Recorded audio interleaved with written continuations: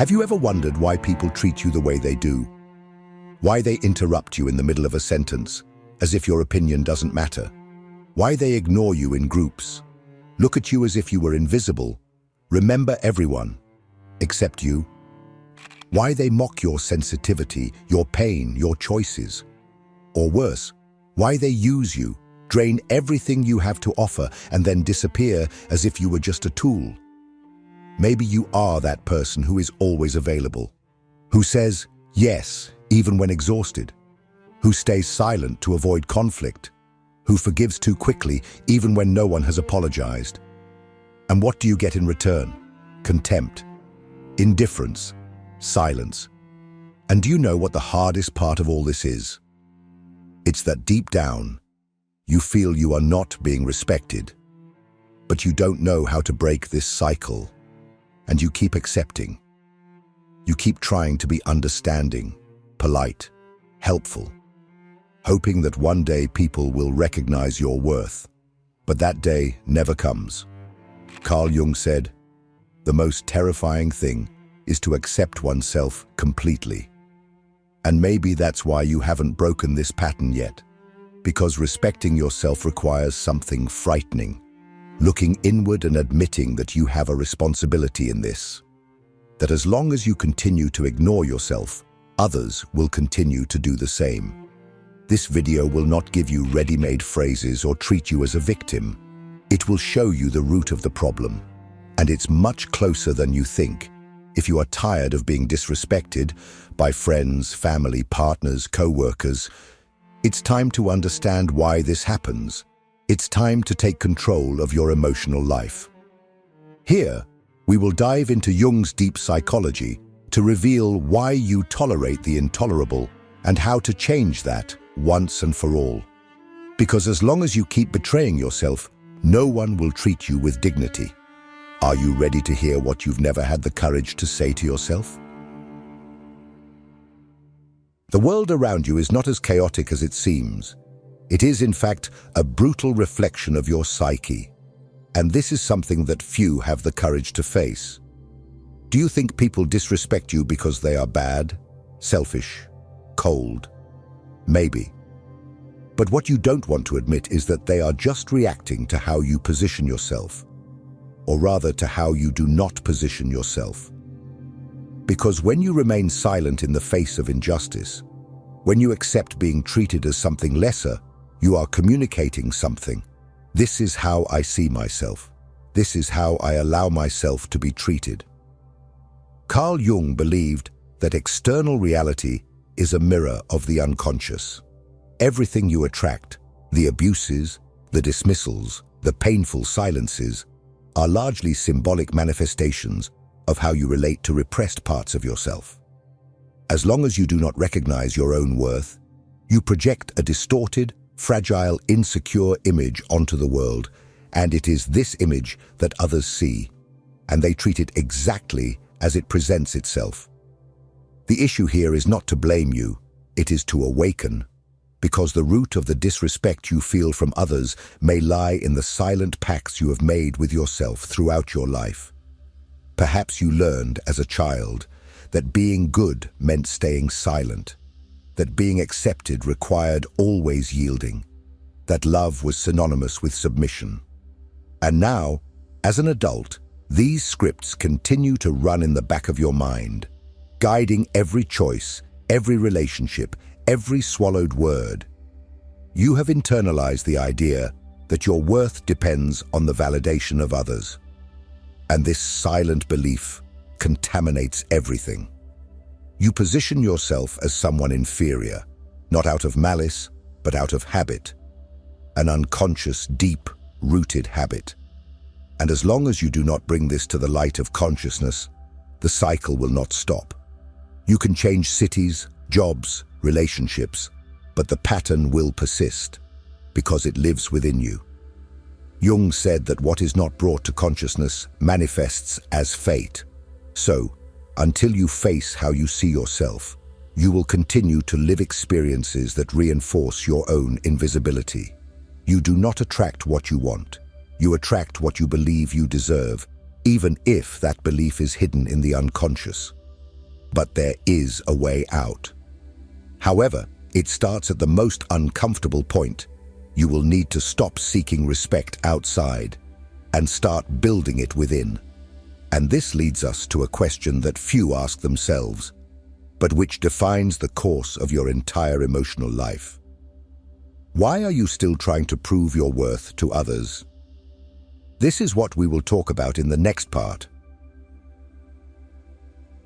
You spent your life trying to prove that you are enough, trying to be the ideal child, the ideal partner, the friend who never fails, always bending, adjusting, molding yourself to fit others' expectations.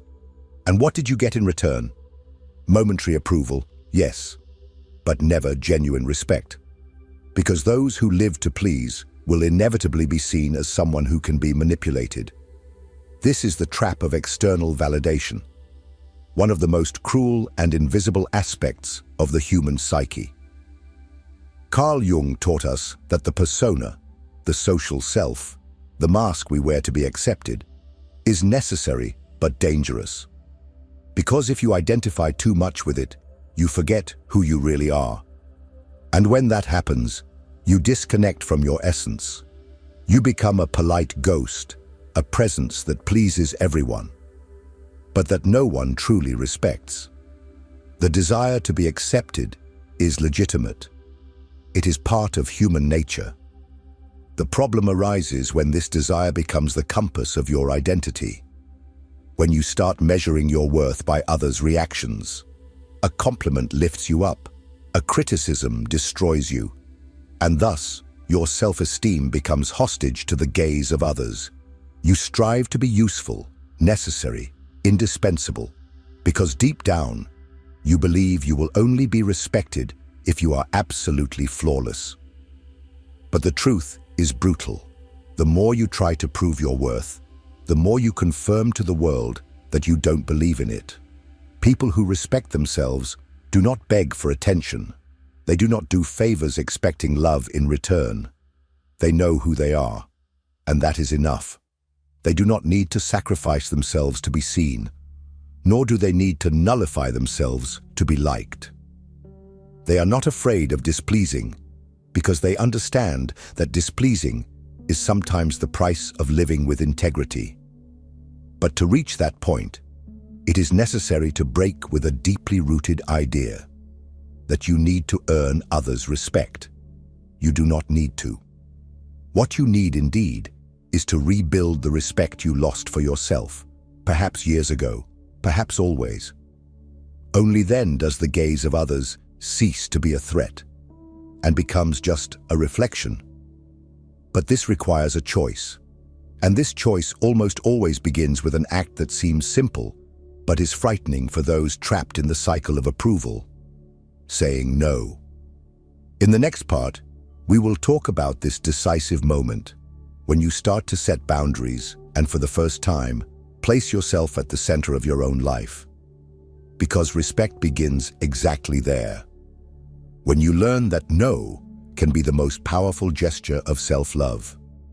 If this content is making sense to you, click the subscribe button and subscribe to the channel. Thank you for your support. You have been conditioned to believe that being a good person means never contradicting anyone. That loving is sacrificing yourself. That those who set boundaries are selfish, cold, insensitive. And because of this, every time something bothers you, you swallow it. Every time someone crosses your boundaries, you stay silent. Every time you are hurt, you forgive even before the other person realizes the damage. You believe you are being mature, balanced, compassionate. But in reality, you are nullifying yourself. Little by little, day by day, you are disappearing from yourself. The problem is that the world does not respect those who do not respect themselves. And respect is not asked for, not begged for, not negotiated. Respect is imposed. And this imposition does not need to be violent, aggressive, or vengeful. It needs to be firm, clear, and non-negotiable. And this starts with a word you are probably afraid to use: no. Saying no is the first concrete act of self-respect. It is when you communicate to the world and to yourself that there are boundaries that will not be crossed, that your energy is not for sale, that your time is valuable, that your well-being matters. But to reach this point, you need to break free from guilt, because it will appear. Whenever you say no to someone who is used to exploiting you, guilt will eat away at you. It will make you doubt your decision. It will try to drag you back to the place where you always gave in. Carl Jung reminds us that the process of individuation, the path to becoming who you really are, requires confrontation. And one of the first confrontations is with that version of yourself that learned to survive by saying yes to everything. That version that believes pleasing others is the only way to be accepted. But this acceptance comes at a very high cost. Your personal value, your dignity, your identity. Do you want to be respected? Then start by saying no, where you used to say, sure. Start refusing tasks that suffocate you. Start distancing yourself from relationships that drain you. Start ignoring invitations you accept out of obligation. And notice, the first to be bothered will be those who exploited you the most, because your limit will expose their abuse, and that hurts, both them and you. But it is a necessary pain. You need to understand that every time you say no to the world, you are saying yes to yourself. And that yes is the beginning of something powerful, the rebirth of your own authority, the recovery of your voice, the start of a new way of existing, a way that no longer depends on the permission of others. But there is an even deeper reason that prevents you from setting boundaries, and it is hidden in the parts of your psyche that you refuse to look at. It is in your shadow, in the aspects you have repressed, denied, and tried to bury, but that continue to govern your life in silence. In the next part, we will dive deeper. We will talk about how your shadow feeds submission, and why, as long as you do not integrate what is hidden, you will continue to accept what is unacceptable. Why do you tolerate things that clearly hurt you? Why do you stay in friendships that diminish you, in relationships that drain you, in environments where you have to hide who you are to be accepted? Why do you allow yourself to be interrupted, ignored, overwhelmed, wronged, without reacting? The answer lies not only in your upbringing, traumas, or circumstances. The answer is in your shadow. Carl Jung defined the shadow as everything you have repressed within yourself, emotions, impulses, traits, desires, because you learned they were wrong, ugly, or unacceptable. The child who was reprimanded for saying no learned to be submissive. The one who was punished for expressing anger learned to smile while swallowing their tears. The one who was ignored when they needed attention learned to become invisible so as not to disturb. And so you grew up, building a pleasant, polite, accommodating persona, while burying all your strength, your healthy aggression, your righteous indignation. But what is buried does not disappear. On the contrary, it gains strength in the underground of the soul. Your shadow, silent, remains alive. And it is the one who sabotages you when you need to assert yourself. It is the one who whispers, "Better not," every time you try to take a stand.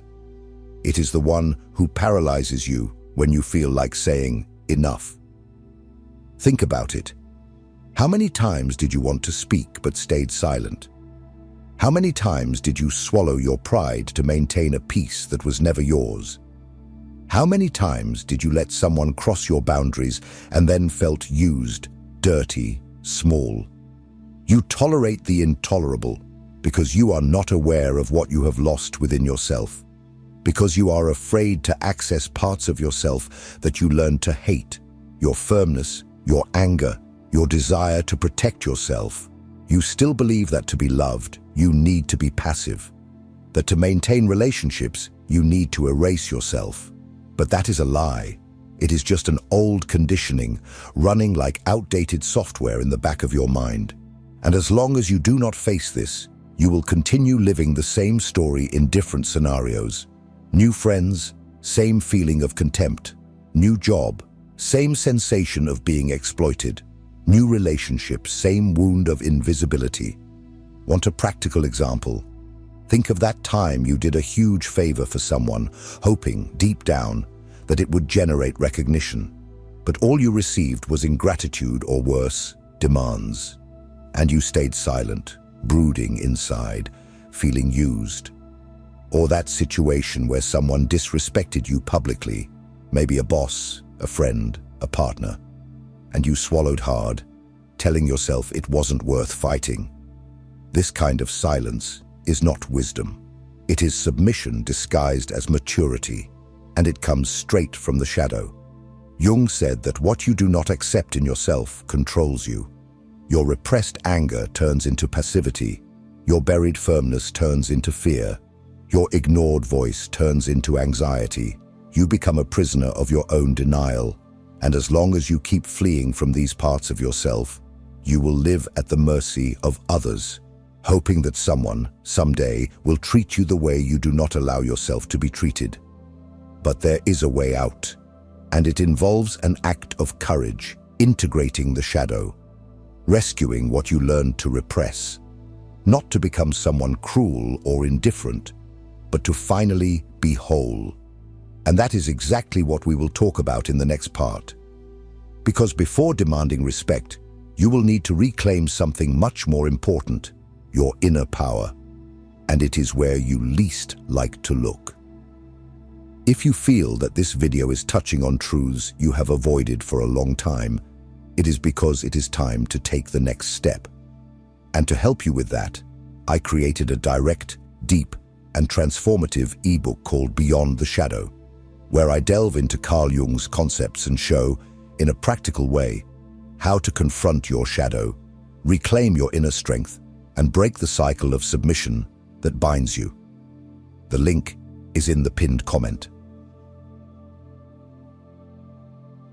Respect is not something you demand from others. It is something you build internally, day by day, with concrete actions. If you want to stop being treated as disposable, you need to start acting like someone who has value. And this doesn't happen by magic.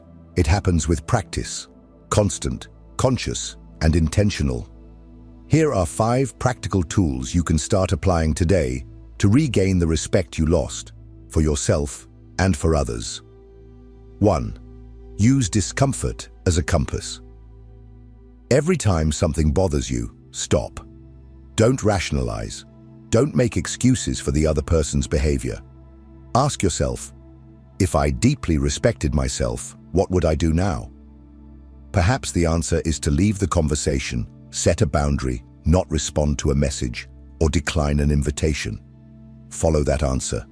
Discomfort is your body trying to alert you that you are betraying yourself again. 2. Stop justifying everything. You don't need to give 3 paragraphs of explanation for every no you say. When you justify yourself too much, you communicate that you feel guilty, that you are insecure about your decision. Respect starts with firmness. Learn to say, I can't. It won't work today. I don't feel comfortable with that. And that's final. Those who demand that you explain yourself too much are already used to crossing your boundaries. 3. Start prioritizing yourself in your schedule. Look at your week. Where have you placed yourself? How many hours do you dedicate to yourself?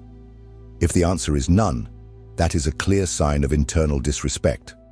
Block time in your schedule for things that nourish your mind, body, and spirit, not as a luxury, but as an obligation.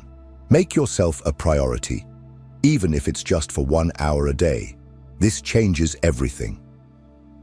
4. Replace reactivity with pause. When someone disrespects you, your tendency may be to explode or to stay silent. Neither path is healthy. What works is to pause, breathe, and then position yourself clearly. Say, I do not accept this kind of talk. This is not okay for me. Don't apologize for being bothered. Just communicate. Those who assert themselves with respect teach others to do the same. 5. Surround yourself with people who uplift you. Observe your environment. Does it value you or consume you?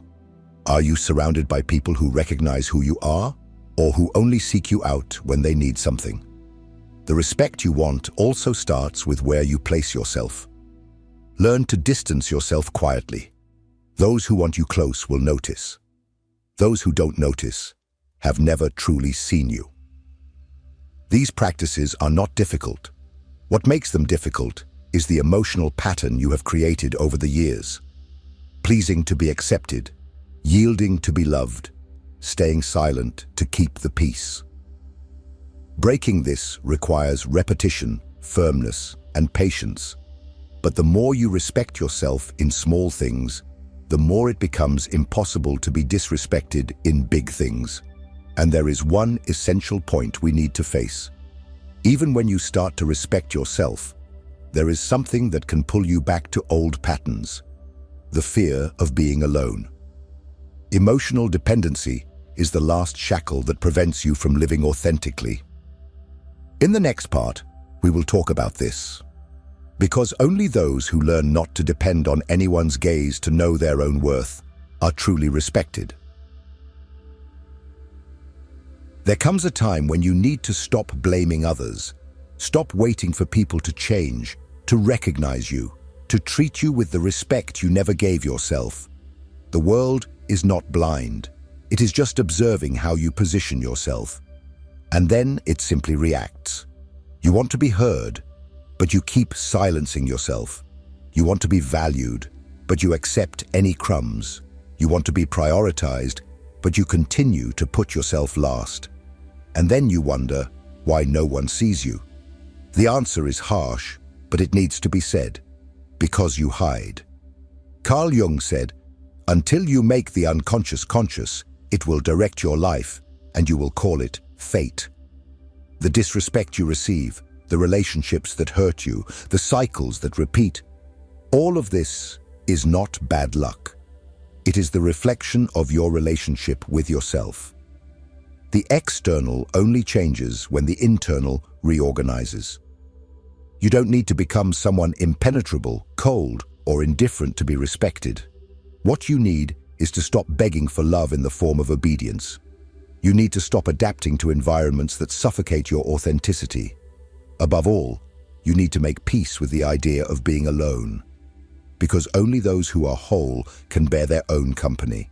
And only those who can bear their own company can truly choose who they want to be with. Everything else is dependence disguised as affection. From now on, every time someone crosses a boundary of yours, you have two options. Either you stay silent and reinforce the pattern, or you take a stand and rewrite your story. And you don't need to be aggressive to do this. You just need to be true to yourself. Because when you respect yourself, your energy changes, your posture changes, your gaze changes, and the world notices. Respect starts from within. And when that happens, you no longer need to ask. It becomes inevitable.